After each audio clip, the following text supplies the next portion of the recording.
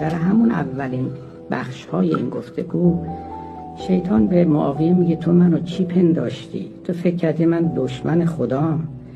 تو فکر کردی من نافرمانی رو کردم؟ تو فکر کردی الان من پشت به خدا، من هنوزم عاشقشم؟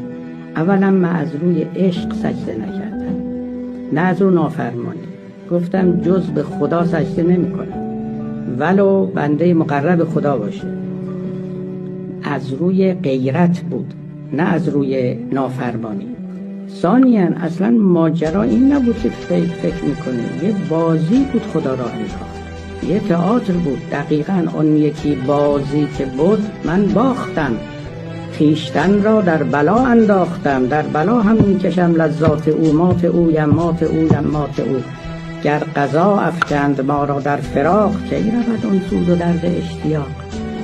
حالا حتی من اگر رانده درگاه معشوق شدم، عشقم پایان نپذیرفته.